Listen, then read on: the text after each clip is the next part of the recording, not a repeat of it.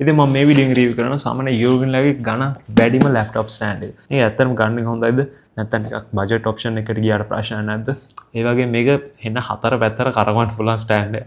ඉතින් අපි බලමු මේක හොඳ ස්ටැබිලිටි එකක් තියෙනවද කොහොමද කියලා. ඉතින් ටක් ගාලා අන්බොක්ස් කරමු. ඉතින් මේ ෆස්ට් ටයිම් අන්බොක්ස් කරන්නේ. ඉතින් මම මගේ ඔනස්ට් එක්ස්පීරියන්ස් එක ඒ වගේම ඔනස්ට් රියැක්ෂන් එක දෙන්න. අම්මෝ ඇත්තටම අතර ගත්තාම නම් මාර බරයි මේක කියන්නේ.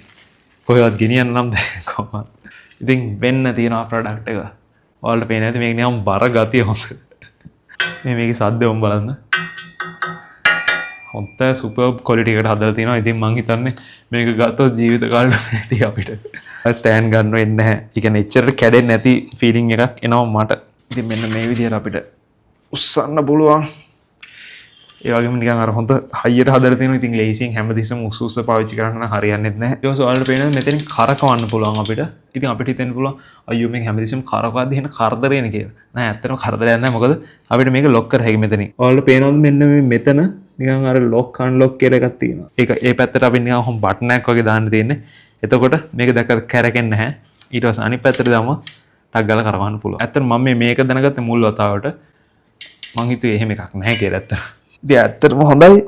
ඒ වුණාට මාර හයියයි ඒක කරන්. දැන් ලොක් කරන්න නෑ. ඒ මොකුත් නැහැ. ඒක මම හිතන්නේ තියෙන්නේ හොඳ කමට. ඒ කියන්නේ ඔයාලා දන්නවා ඉතින් ලැප්ටොප් එකක් බර වැඩි වුණාම අර පල්හැට යනවා. මෙන්න මේක නම් එහෙම වෙන්නේ නැහැ. මෙන්න තියෙනවා මගේ MacBook එක M1 එක. දැනුනේවත් නැහැ ඒක. ඒත් මොකද මතකද දන්න මම අර එක යෝගනලා ලැප්ටොප් ස්ටෑන්ඩ් එකක් කරා. ඒකේ මෙන්න මෙතනින් අරින්න බෑ. අපි බලමු මේක අරින්න පුළුවන්ද කියලා.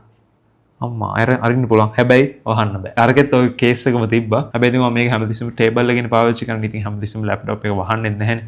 ඉතින් මෙන්න මේ ගානට වැහුවාම ඇති. එහෙම නැත්තම් මේ ගානට තමයි වහන්න වෙන්නේ.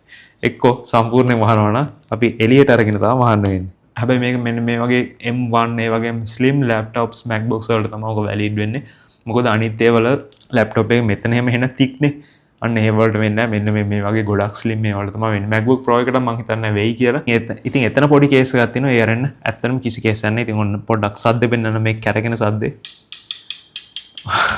ඇත්තට මේක අර හොඳ i level එකකින් අපිට තියාගන්න පුළුවන්. ඒ වගේම ඔයාගේ ගොඩක්ම මේක මට හිතෙන්නේ ඔයාගේ මේ කම්පියුටර් එකයි ලැප්ටොප් එකයි අන්න ඒ වගේ දෙකක් ඔයා යූස් කරනවා නම් මෙන්න මේක මෙහෙම පැත්තකින් අපිට තියලා යූස් කරන්න පුළුවන් එකට. අන්න ඕක තමයි මම දකින විදිහට මේකේ තියෙන ප්‍රධාන යූස් කේස් එක. මම නැත්තම් පොඩ්ඩක් ට්‍රැවල් කරන්න වගේ නම් ගන්න මෙන්න මේ ප්‍රොඩක්ට් එක යූස් කරන්න. මම මේක ගැන රිවිව් එකක් කරා. ඉතින් ඇත්තට MacBook stands ගත්තොත් Ugreen ලගේ ලොකු stand variety එකක් තියෙනවා. මම ඒව ගැන full review එකකුත් කරලා තිනවා. ඔයාලා මගේ වීඩියෝ එකක් බලන්න. ඔයාලා stand එක choose කරනවා නම්. ඉතින් ඔයාලා මොකද්ද හිතන්නේ මෙන්න මේ ප්‍රොඩක්ට් එක? අනිවාර්යෙන් කමෙන්ට් එකකුත් දාන්න. මොකද ඒක අලුත් stand එකක් ගන්න එකට වැදගත් වෙයි.